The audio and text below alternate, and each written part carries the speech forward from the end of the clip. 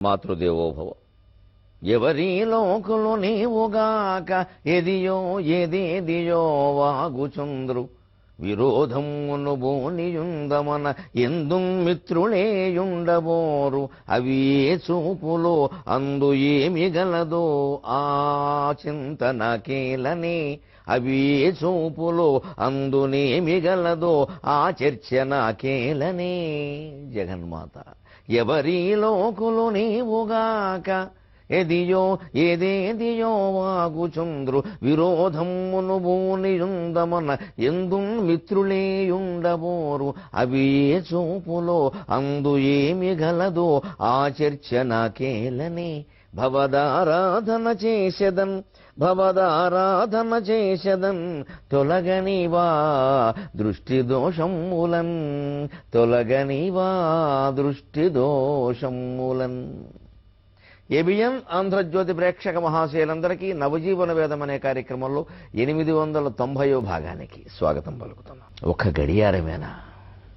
దానికంటే 500 ఏళ్లు పట్టింది. కానీ తర్వాత జరిగిన పరిశోధనలు ఒక్కొక్క దానికి పట్టిన కాలం కాదు, పడిన శ్రమ, పోయిన ప్రాణాలు, చేసిన త్యాగాలు ఎవరు విలువ కడతారండి? ఈవేళ మనం ఏ పుస్తకమైనా చాలా తేలిగ్గా ఇలా తీస్తున్నాం, హాయిగా చదువుకుంటున్నాం. ఆ ముద్రణకు కారణం ఎవరు? ఆటంకంబులు సైచిరే బవలు తానాటంకశాలన్ బడెన్ బాటుల్ గుటెన్బర్గు మహాశయాయ నమః. ఆటంకంబులు సైచిరే బవలు తానాటంకశాలన్ బడెన్ బాటుల్ ముద్రణ యంత్రముంగనుగొనెన్ బైబిల్ను ముద్రించిన గుటెన్బర్గు మహాశయుండు బైబిల్ను ముద్రించిన గుటెన్బర్గు మహాశయుండు కనులన్ కోల్పోయనా యత్నమందు కనులన్ కోల్పోయనా యత్నమందు ఆటాపాటయ శాస్త్ర శోధనమునాన అగ్నిచ్చటల్ వట్టుటల్ ఆటాపాటయ శాస్త్ర శోధనమునాన్ అగ్నిచ్చటల్ వట్టుటల్. ఒక్కొక్కరు ఎంతంత ప్రాణత్యాగం చేస్తే ఒక్క వస్తువు వచ్చిందండి ఈ సృష్టిలోకి. ఇవాళ దాన్ని వినియోగించుకోవడం కూడా మనకు తెలియడం లేదు. అచ్చు యంత్రాన్ని కనిపెట్టిన జాన్ గూటెన్బర్గ్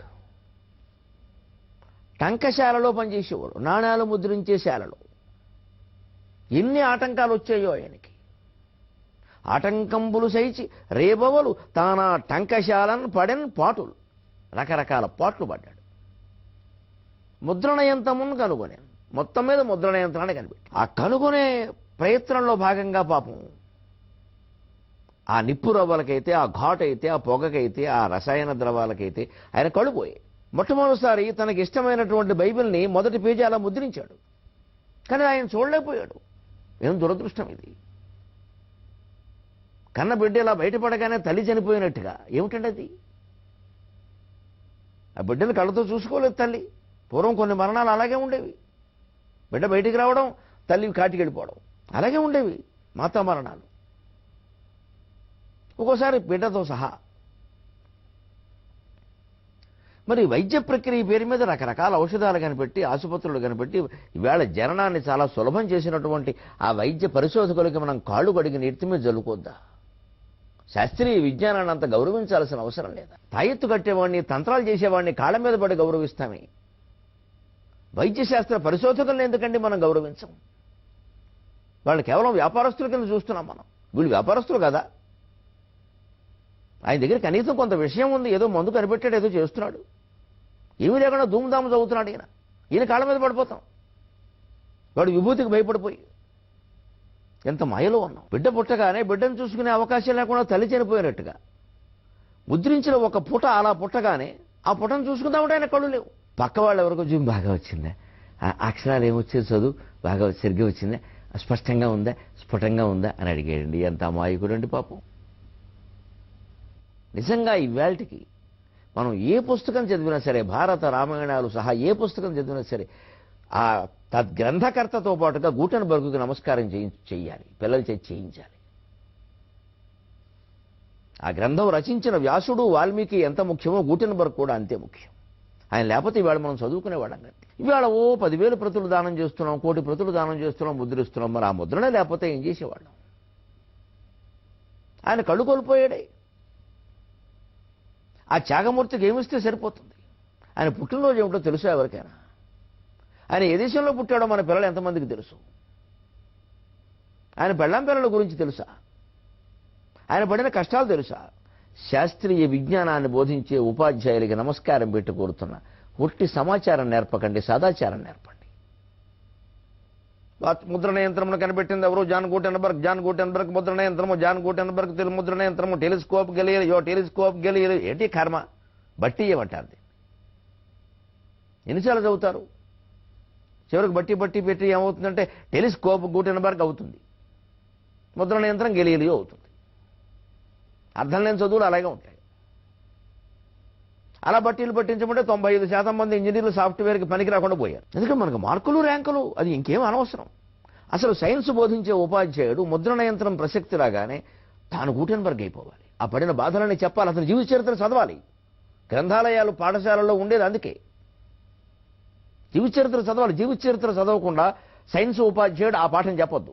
ఈ చదవకుండా చెప్పేవాళ్ళు కొందరు అసలు దాని జోలికి వెళ్ళకుండా ఎవడో ఏదో కనపడుతూనే ఉంటాడు, రా చివరికి ప్రళయం ఖాయంరా. ఈ వెరి వ్యాఖ్యానాల కోసం ఆ పాఠం. ప్రళయం ఖాయం అయితే మొత్తం మానేస్తావా? ప్రళయం ఖాయం, జీతం పుచ్చుకోవడం మానేమనండి ఈ పెద్ద మనిషిని. మాండే 1వ తారీఖు మొత్తం పుచ్చుకుంటాడు చెక్కులు లెక్కపెట్టి. ప్రళయం ఖాయం కదా. ఎవరున్నా ఏదైనా కనిపెట్టారా ఆ విషయాలు చెప్పాలంటే వేదాంతం మాట్లాడడం ఎక్కడ? జీతం దగ్గరికి వచ్చేసరికి వేదాంతం ఉండదు. చాలా గంభీరంగా, చాలా గౌరవంతో, చాలా త్యాగభావంతో, ఆర్ద్రములైన నేత్రాలతో చెప్పాలి ఆ పాఠాలు. అప్పుడు గూటెన్బర్గ్ పట్ల గౌరవమే కాదండి, ప్రతి పుస్తకం పట్ల, ముద్రించిన ప్రతి అక్షరం పట్ల విద్యార్థి గౌరవం కలుగుతుంది. ఆటంకంబులు సైచిరేబవలు తానాటంకశాలను పడెన్ పాటులు.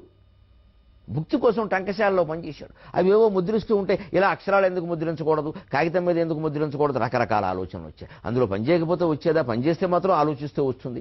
ఆలోచించకుండా పనిచేసేవాళ్ళు ఎంతమంది ఉన్నారు? పని చేయకుండా ఆలోచించేవాళ్ళు ఉన్నారు. నేను ఆలోచిస్తూ పనిచేస్తూ పనులు సారాన్ని గ్రహిస్తే భగవద్గీత వచ్చినట్టే. అప్పటికి ముద్రణ యంత్రమును కనుగొనేను, బైబిల్ను ముద్రించను ఆ గూటెన్బర్గ్ మహాశయుండు, కరుణను కోల్పోయిన ఆ యత్నమందు ఆటాపాట శాస్త్ర శోధనమున అగ్నిచ్చటలు బట్టుటలు. శాస్త్రాన్ని పరిశోధించడం అంటే ఆటాపాట అగ్నిచ్చటలు బట్టుటలు. యజ్ఞంలో మండుతున్న అగ్నిని పట్టుకోవడమే కదండి. ఎంత సాహసాలు చేశారు వాళ్ళు. ఆ చరిత్రలు చెప్పొద్దా? ఇవాళ అది ఉండడం వల్లే కదా మనకి ఇన్ని పత్రికలు ఉన్నాయి. తెల్లారు లేచేసరికి ఏమిటండి పత్రికల వారం చూస్తే నాకు ఆశ్చర్యంగా ఉంటుంది. 5 రూపాయలకి ఎంత విజ్ఞానం ఇస్తున్నారండి వేళ. ఇటు ప్రధానమైన పత్రికే 14 పేజీలు ఉంటుంది, 16 పేజీలు. ఇంకా మళ్ళీ దానికి ఏదో నవ్య కవ్య అంటూ ఒక అనుబంధం. దాంట్లో మళ్ళీ నవ్యం హవ్యం కవ్యం చాలా ఉంటాయి. ఇంకా మళ్ళీ జిల్లా అనుబంధం, అదో 16 పేజీలు. ఇది ఇన్ని పేజీలు వార్తలు అసలు ఎక్కడి నుంచి వచ్చాయి అనుకుంటాను. ఏదో ఉంటాయి, ప్రకటనలు ఉంటాయి, దాని గురించి కాదు. మరి వారు బతకాలి కదా. పైగా టీవీ ప్రకటనల కంటే పత్రికా ప్రకటనలు మంచి ఒక రకం. ఎందుకంటే మనం ఇబ్బంది పెట్టవు. మనం చూస్తాం లేదా తిప్పేస్తాం. అందుకే నేను మొహమాటం లేకుండా వార్తల కోసం టీవీ చూడటం చాలా పొరపాటు అండి. చూడకూడదు, అసలు పత్రికే చదవాలి. ఎందుకంటే 1 గంట సేపు శుభ్రంగా చదివేస్తే అయిపోతుంది అని తెలిసిపోతుంది. వేరే ప్రత్యేకమైన కార్యక్రమాలు కొన్నింటి కోసం టీవీ చూడడం వేరు, వార్తల కోసం ఎందుకంటే మళ్ళీ అదే చూపిస్తారు. ఒక 100 సార్లు పొరపాడైపోతుంది. వాళ్ళు మాత్రం చేస్తారా? 24 గంటలు పెట్టాక ఏం దొరుకుతాయి? ఎవరిని ఏం చేయకపోతే వీళ్ళు వేసుకుందుకు వార్త లేదు. ఏదైనా జరిగితే వీళ్ళకి బతికి కాలక్షేపం. దాన్ని టీఆర్పీ అంటారు వాళ్ళ భాషలో. ఏమిటో నాకు తెలియదు కానీ ఏదో అంటారు. అందుకే ఇదండి.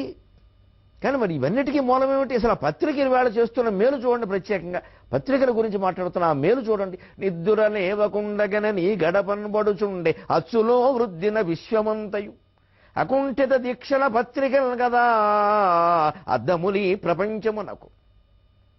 నిద్దురనేవకుండగన నీ గడపన్బడుచుండే అచ్చులో వృద్ధిన విశ్వమంతయు అకుంఠిత దీక్షల పత్రికలు కదా అద్దములి ప్రపంచమునకు. ఆ కొరడాలును లేకయున్న సంబద్ధృత రాష్ట్ర పాలకుల పాశవికత్వమునాపశక్యమి. ఆ కొరడాలును లేకయున్న సంబద్ధృత రాష్ట్ర పాలకుల పాశవికత్వమునాపశక్యమి. నిద్దురలేవకుండగన నీ గడపన్బడుచుండే అచ్చులో వృద్ధిన విశ్వమంతయు అకుంఠిత దీక్షల పత్రికలు గదా అద్దములు ఈ ప్రపంచమునకు ఆ కొరడాలును లేకయున్న సంపద్ధృత రాష్ట్ర పాలకుల పాశవికత్వమున అపశక్యమే. ఎంత విచిత్రం! పత్రిక సూర్యోదయానికి ముందు గుమ్మల్లో పడుతుంది, వచ్చి 5:30కి. అసలు పైగా అందులో మళ్ళీ చూస్తే అర్ధరాత్రి 1 గంటకు వచ్చిన వార్త ఉంటుంది. ఎప్పుడు తెలుసుకున్నారు, ఎప్పుడు ముద్రించారు, దాన్ని ఇందులో ఎప్పుడు అమర్చారు అందంగా. దానికి మళ్ళీ ఏదో తరువాయి 16వ పేజీ అంటాడు. ఈ మొక్క ఎక్కడ పెట్టి ఆ చెక్క అక్కడలా పెట్టాడు. దీనికి మళ్ళీ ఈ కాలం, ఇవన్నీ ఎలాగా? ఎంత కంప్యూటర్ డిజైనింగ్ వచ్చినా పూర్వం ఎంత యాతన పడ్డారండి. ఇప్పుడంటే వచ్చింది కానీ ఈ తిప్పుకుంటూ అది ముద్రించే రోజుల్లో ఎంత యాతన పడిపోయారండి వాళ్ళు. ఇప్పుడు మాత్రం ఈ సర్దుబాటు చేయడంలో చాలా కష్టం ఉంటుందండి. ఏమాత్రం చూపు పక్కకి వెళ్ళినా ఇబ్బంది అవుతుందండి. దీని కష్టం దీనికి. ఇదంతా కళ్ళకి పని, అది శరీరంలో సర్వావయవాలకి పని. పూర్వకాలం ముద్రణ ఈ కూర్చోవడం, లేవడం, చూసుకోవడం అని సర్వావయవాలకి పని. ఇక్కడ కళ్ళకి పని. దీని మీద కళ్ళ మీద ఒత్తిడి చాలా ఎక్కువ, మనస్సు మీద ఒత్తిడి చాలా ఎక్కువ. ఇది అనేక రకాల ఇబ్బందులకు దారితీస్తుంది ఆ వ్యక్తి ఆరోగ్యం విషయంలో. దీని శ్రమ దీనికి ఉంది, ఇదేం తక్కువ అనుకోవద్దు. అంటే సమయం కలిసి వస్తుంది. అది ఎప్పుడు సమయం కలిసి వచ్చే పనిలో ఆరోగ్యపరమైన శ్రమ చాలా ఉంటుంది. సమయం కాస్త తీసుకున్నప్పటికీ ఆరోగ్యానికి ఇబ్బంది లేకుండానే పనులు చేసుకోవాలి. ఇవాళ ఇంకా మన నిద్ర లేకుండానే గడపడబడుతుంది. అచ్చులో గుర్తిన విశ్వమంతా ఏమిటి? ఇథియోపియాలో ఏం జరిగిందో ఇస్తారు, ఇరాన్లో ఏం జరిగిందో ఇస్తారు, మన పక్కన ఏదో ఇటికాలపాడులో ఏం జరిగిందో ఇస్తారు, అన్నీ ఓ చోట ఇస్తారు. మొత్తం ప్రపంచం అంతా మనకి గుర్తేసి కనపడుతుంది అక్కడ ముద్రేసేసి. పైగా అకుంఠిత దీక్షల పత్రికలు కదా అద్దములు ఈ ప్రపంచం అనుకో. అంతటి దీక్ష కలిగిన పత్రికలే ప్రపంచానికి అద్దాలు కదండి. మనం ఇన్ని తెలుసుకోవాలంటే తెలుసుకోగలవా? ఇన్ని విషయాలు మనకి తెలుస్తాయా? ఎంత సంచారం చేస్తే తెలుస్తుందండి. పూర్వం ఈ లోకజ్ఞానం పొందడం కోసం 12 ఏళ్ళు దేశాటనం చేయమనేవారు. అందుకే ఒక సామెత పుట్టిన తెలుగులో, కోశం తీసి చూడు దేశం తిరిగి చూడు అని. కోశం తీసి చూడు దేశం తిరిగి చూడు. జ్ఞానం కావాలి అంటే గ్రంథం చదువు, కోశం తీసి చూడు. అది సరిపోదు. చాలా విషయాలు తెలుస్తాయి కానీ సరిపోదు. దేశం తిరిగి చూడు. 100 రూపాయలు దగ్గర పెట్టుకుని బంగారు నాణ్యాలు లాంటివి తిరుగు. కొంగు బంగారం అంటారు దాన్ని. కొంగును బంగారం మూట కట్టుకో, తిరుగు. మధ్యలో కూడా కొట్టేస్తారు ఆ డబ్బులు. అవును, పడాలి. అదే అనుభవం. అన్ని టికెట్లు ఆన్లైన్లో బుక్ అయ్యాక మనమేంటి, కుక్కనెక్కిస్తే విమానంలో అది కూడా ప్రయాణం చేస్తుంది. ఆన్లైన్ బుకింగ్ ఉండద్దు, అంతా అవుట్లేదే. అదే ధైర్యం అంటే. పూర్వం వాళ్ళు ఈ కొంగుని ఏదో 10 రూపాయలు మూట కట్టుకుని బయలుదేరేవారు, చుట్ట కాల్చుకుంటాం. తిరిగి వచ్చేవాడు 2 రోజులు తిరిగి 10 రూపాయలతోనే. ఆ ఊరిళ్ళే ఎవరో పోయినా పెట్టారు అంటారు, అంతే సరిపోతుంది చాలు. అంతేగాని ఈ టిక్టకలు టక్టకలు లేవు అక్కడ. ఇవన్నీ ఉన్నాక మనం వెళ్ళేది జంతువులు కూడా పెడతాయి, పెద్ద విషయం కాదు ఇది. అంత ప్రపంచం మనం తిరగవలసిన అవసరం లేకుండా మన కళ్ళ ముందు ఉంచుతున్నాయి.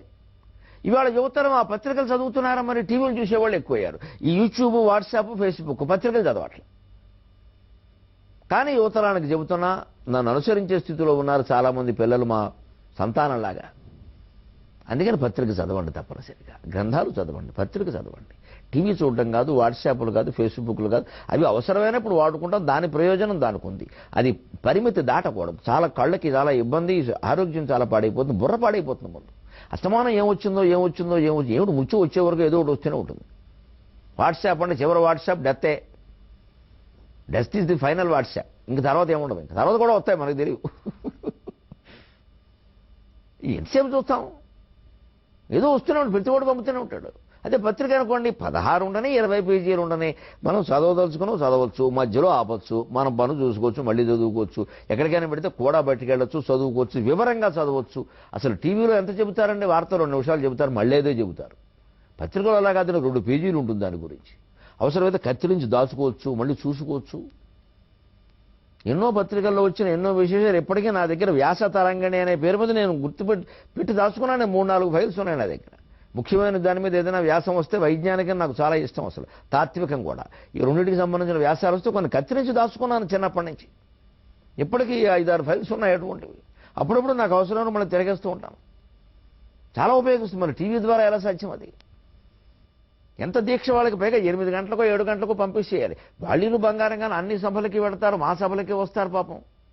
మీ సభలకు వస్తే మొట్టమొదటి పత్రికా విలేకరులు నాతో అనేది ఒకటే మాట, మీరేమో వదిలిపెట్టి వెళ్ళబుద్ది కాదు సార్, మాకు మీరు బాగా చెప్తారు, మేమేమో వెళ్ళిపోవాలి 8ంటికి అంటాడు బాబు. నాకు జాలేస్తుంది చూడగానే. ఈయన పని కంటే నా పని ఎంత సుఖంగా ఉందిరా బాబు, ఎంత యాతన పడుతున్నాడు ఈయన. నిజం, వారు వెళ్ళిపోవాలి, మరి నా ప్రసంగం వినాలని అతనికి ఉంది. ఏదో పంపకపోతే కుదరదు, మళ్ళీ మన్నాడు పంపితే వేసుకోరు. ఇంత అకుంఠితమైన దీక్షతో వాళ్ళు పని చేయబట్టే కదండి ప్రపంచం అద్దంలో మనకు కనపడుతుంది. పైగా పత్రికల వల్ల జరుగుతున్న ఒక గొప్ప ప్రయోజనం ఏమిటంటే, ముఖ్యంగా ఆంధ్రజ్యోతి పత్రిక సాధించిన అనేక విజయాలు మీరు గుర్తుపడి ఏబిఎన్ ఎఫెక్టు, ఆంధ్రజ్యోతి ఎఫెక్ట్ అని వేస్తూ ఉంటారు. అది సత్యం. ఆ విషయాన్ని వారు బయటకు తీసుకురావడం వల్ల ఆ సమస్య పరిష్కారం అయింది, లేకపోతే అయ్యేది కాదు. ఎందుకంటే ఆ కొరడాలను లేకయున్నా అన్నాను. అందుకేనే నేను ఆ మాత్రం కొరడా దెబ్బేవో కొట్టేవాడు కూడా ఒకడు లేకపోతే సంపద్ధృతరాష్ట్ర పాలకుల పాశవికత్వమున అపశక్యమే. ఐశ్వర్యం అధికారంతో మత్తెక్కినటువంటి ధృతరాష్ట్రులు లాంటి నాయకులు పాలిస్తూ ఉంటారే రకరకాలుగా, వాళ్ళ పాశవికత్వాన్ని ఆపాలి అంటే ఈ పత్రికలు కాదండి సాధనం. ఏం చేస్తున్నావో చూసుకోరా, నువ్వు ముఖ్యమంత్రి అయితే మాకే, నువ్వు ప్రధానమంత్రి అయితే మాకే, నువ్వు చేసిన పని తప్పు అని బహిరంగంగా చెప్పగలిగింది పత్రికల సంపాదకీయాలే కదండి, పత్రికల వ్యాసాలే కదండి. అందుకే ప్రధానమంత్రి దగ్గర నుంచి పంచాయతీ సర్పంచ్ వరకు భయపడేది పత్రికా విలేకరులకే. పుత్రికలకి, పుత్రకులకి, జామాతలకి ఎవరికి భయపడరు, పత్రికలకు భయపడతారు. అమ్మో ఏమి రాసేస్తాడు. ఇంత చేస్తే ఈ విలేకరు 10వ తరగతి కూడా చదివాడో లేదో, రాస్తాడు ఏదో ఒకటి ఒళ్ళు మండితే రాస్తాడు. నేను ప్రత్యక్ష ఉదాహరణ చెప్తాను, నవ్వుకున్న. ఓహో, మీ స్వభావ విధాన. మేము ఒక చోట, ఊరు పేరు వద్దు, విషయం ముఖ్యం, భువన విజయం వేస్తున్నాం. అష్టదిగ్గజాలు భువన విజయం. నేను తెనాలి రామకృష్ణ పాత్ర, సరే మనం వేయదగిన పాత్ర అదొకటి, ఆ పాత్ర మనమే వేయాలి, అందుకే మనకి ఇచ్చారు, వేస్తున్నాం. ఆవిడ ఏదో అంతకుముందు నా ప్రసంగం కూడా ఉంది ఒకటి, 2 గంటల ప్రసంగం, ఆ పైన ఈ వేషం. నా యాతనలో నేనున్నాను. లోపల మేకప్ వేసుకుంటుంటే ఒక విలేకరు వచ్చి, మీరు అక్కడ ఏం చెప్తారో నాకు చెప్పాను. ఇదేమిటయ్యా, నేను వేస్తున్నాను వేషం, నువ్వు ప్రసంగం వినాలని ఉంటే విను, లేకపోతే వెళ్ళు. నాకు పత్రికలకు భయపడే పని నాకేం లేదు కదా. అందుకే నేనన్నా, ఏం వినాలంటే విను, లేకపోతే వెళ్ళవు. ఇప్పుడు మేకప్ వేసుకుంటూ వచ్చి ఏం చెబుతారో చెప్పమంటావేటే, అవన్నీ ఆశువుగా చెప్పేవాడు. ఆశు ఏంటంటే మేము ఇక్కడ రాసు ఏదో చెప్పమన్నాడు. నేను చెప్పలేదు, కోపడ్డాను. నీ వెళ్ళమని చెప్పాను. కానీ విచిత్రం ఏంటంటే, మర్నాడు పత్రిక చూస్తే గరికపాటి వారి సభకి జనం పలసగా వచ్చారని రాశాడు. అమ్మ బాబోయ్ అనుకున్నాడు. ఓ అయ్యి బాబోయ్, నీ చేతిలో ఇది. బోల్డ్ మంది జనం వచ్చారు అక్కడ. 2000 మంది జనం వచ్చిన సభ అది. గరికపాటి వారి సభకి జనం పలసగా పడ్డా వచ్చారు, మధ్యలో వెళ్ళిపోయారని రాశాడు. అయ్యి బాబు, నీ దుంపదగా ఇలా రాస్తావన్నమాట. ఎందుకంటే ఎవడో చూడొచ్చాడు, వాడి మీద కేసు ఎవడు పెడతాడు? ఇప్పుడు దీనికోసం కేసు పెడతామా? అంతే. నేను చెప్పను అన్న పాపానికి గరికపాటి వారి సభకు జనం పలసగా వచ్చారు, పైగా వచ్చిన వాళ్ళ మధ్యలో వెళ్ళిపోయారన్నాడు. అయ్యి బాబోయ్, 2000 మంది జనం వస్తే జనం పలసగా వచ్చారు. ఇదే రాజకీయ నాయకుడు అయితే ఎంత బాధపడేవాడండి. పెద్ద గొడవైపోయింది. నేను చాలా చేకెత్తుకు, నేను అసలు కవిని, అందులో తత్వవేత్త, నాకేమిటి ఓహో ఇలా ఉంటుందన్నమాట. నేను అనుకోవాలి, ఎందుకంటే పలసగా వచ్చిన 2000 మంది కాదు, 200 మంది సభ, 20 మంది సభలో కూడా మేము మాట్లాడాం. ఒక్కోచోట ఎప్పుడు జనం రాలేదని బాధపడితే నేనే అంటూ ఉంటా, మాకు టీవీలో మాట్లాడడం అలవాటునైనా, ఎదురుగా కెమెరా వాళ్ళు తప్పితే ఎవరు ఉండరు, మేము మాట్లాడుతూనే ఉంటాం గంటలు గంటలు. అందుకని మాకు 2 ఉంటే సభ, 4 ఉంటే మహాసభ, 8 మంది ఉంటే అంతర్జాతీయ మహాసభ అంటాను నేను. ఆ జనం గురించిన చింత మాకు ఎప్పుడూ లేదు. అది కానీ అతను ఏమనుకుంటాడు, రాజకీయ నాయకుల్లాగా ఊహించి ఇలా రాసేస్తే ఆయన చూసుకుంటాడు, రేపు పొద్దున బాధపడతాడు అనుకుంటాడు. నేను బాధపడలేదు, కానీ స్వభావం తెలిసింది. ఓ ఇదన్నమాట విషయం. వాడికి ఏదో 2 ముక్కలు చెప్పేసి ఉంటే పోయేది గొడవ లేకుండా. అప్పుడు బ్రహ్మాండంగా ఉందని రాసి ఉండేవాడు. ఓహో వీళ్ళ స్వభావం ఇదన్నమాట అని ఒకటి నవ్వుకున్నాను తప్పితే నాకు కోపం రాలేదండి, బాధ కలగలేదు. దాని మీద మన బతుకు ఆధారపడి లేదు కాబట్టి బాధ కలగలేదు. అది విలాసంగానో లీలగానో గ్రహించడం వల్ల కోపం రాలేదు. కష్టపెట్టుకోవాల్సిన అవసరమే లేదు. ఏమిటి అది, చెరకొరాడు అంతే. ఓహో స్వభావం ఇది అంతే, ఎలా ఉంటుందండి. కానీ నిజంగా వాళ్ళు చేస్తున్న మేలు ఎంత గొప్పది. ఎక్కడెక్కడో చల్లో తిరుగుతారు, వేళ్ళు తిరుగుతారు, ఈ 43 డిగ్రీలు ఉష్ణోగ్రతలు ఎక్కడెక్కడ తిరుగుతారండి ఆ పత్రికా విలేకరులు పాపం. ఇంత పత్రికలు మనకు అందించిన పద్యం ఇక్కడెందుకు చెప్పాడు సాగర ఘోషలో అంటే, ముద్రణ యంత్రం తర్వాత పత్రిక. ముద్రణ లేకపోతే పత్రికలు ఎక్కడవి? ఇలా ఎన్ని విశేషాలు. అంతవరకు భూమే కేంద్రం, భూమి చుట్టూ అన్ని తిరుగుతున్నాయి అనుకున్నారు. భూమి కేంద్రం కాదు, సూర్యుడు కేంద్రం, సూర్యుడు చుట్టూ అన్ని తిరుగుతున్నాయని కనిపెట్టాడు కోపర్నికస్. ఉరి తీసేశారా మహానుభావుని విదేశాల్లో. మత దురభిమాన ప్రభుత్వాలు. మా గ్రంథాల్లో ఉన్నదానికి వ్యతిరేకంగా చెబుతావా? అదండి భారతదేశానికి ఇతర దేశాలకి తేడా. ఇక్కడ వేదశాస్త్ర పురాణాల్లో ఉన్న వాటికి ఎన్ని రకాల వ్యతిరేకంగా వైజ్ఞానికంగా కానీ సాంఘికంగా కానీ సాంస్కృతికంగా కానీ ఎంతమంది ఎన్ని గ్రంథాలు రాసినా ఎవరిని హింసించలేదండి. ఆ ప్రజాస్వామిక స్వేచ్ఛ ఎప్పుడూ హిందూ ధర్మం గౌరవించింది. స్వేచ్ఛని రాసుకోండి. ఇంకో పుస్తకం అర్థం కావాలంటే అది చదువుతారు, ఇది చదువుతారు, జనం తెలుసుకుంటారు. ఒక విషవృక్షం రాస్తే ఇంకొకరు కల్పవృక్షం రాశారు, దాన్ని ఖండిస్తూ రాశారు. ప్రాచుర్యాలు దానికే వచ్చే దానికే ఉంది. సహజంగానే పురాణ గ్రంథాన్ని విమర్శించిన దానికి ఉన్నంత ప్రాచుర్యం సమర్థించిన దానికి ఉండదు.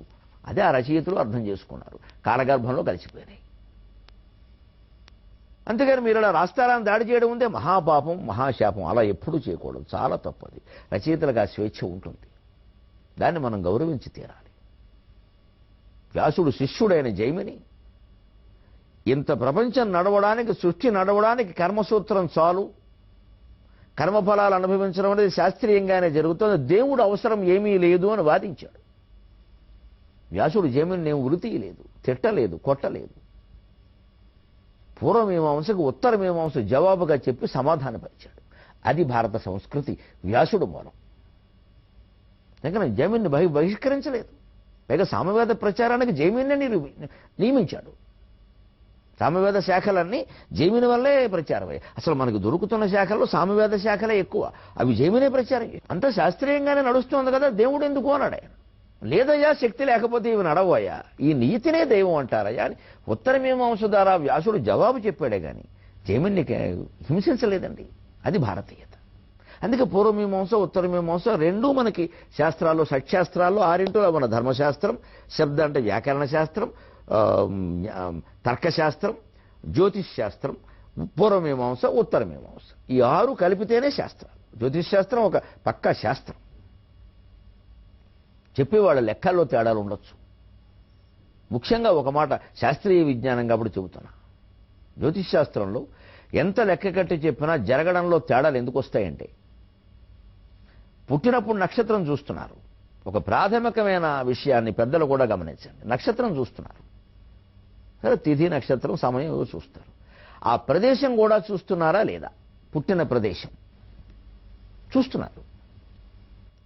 పూర్వం ఎక్కడ పుట్టిన వాళ్ళు అక్కడే ఉండేవారు. మీ ఊరు ఏదంటే ఒకటే జవాబు ఉండేది. ఇవాళ నన్ను నా ఊరు ఏదంటే, ఏదో సొంత ఊరు అంటే తాడేపల్లిగూడెం దగ్గర బోడపాడని చెప్తే అక్కడ మాకు 2 ఎకరాల పొలం ఉండడం తప్పితే ఏం లేదు ఇప్పుడు అక్కడ. పైగా ఆ ఊరు నేను వదిలేసి 78లో వదిలేశాను. మళ్ళీ అప్పుడప్పుడు అడపా వెళ్ళడమే. 78 తర్వాత ఆ ఊళ్ళో నేను ఉండలేదు. 58లో పుట్టాను, 78 వరకు ఉన్నాను, 20 ఏళ్లే. అందులో మళ్ళీ ఓ ఏడాది మా అన్న ఇంట్లో ఉన్నాను విశాఖపట్నంలో, ఇంకో ఏడాది రాజమండ్రిలో బీజీడీ ట్రైనింగ్ అయ్యాను. అందులో చాలా విలాసాలు ఉన్నాయి. ఈ 16 ఏళ్ళే, పక్కగా చెప్పాలంటే 18 ఏళ్ళే. మరి తర్వాత 5 ఏళ్ళు గుంటూరులో ఉన్నాను, అందులో మళ్ళీ ఒక ఏడాది కర్ణాటకలో ఉన్నాను, అందులో మళ్ళీ అంతకుముందు 10 ఏళ్ళు వరంగల్ జిల్లా నరసంపేట దగ్గర ఉన్నాను.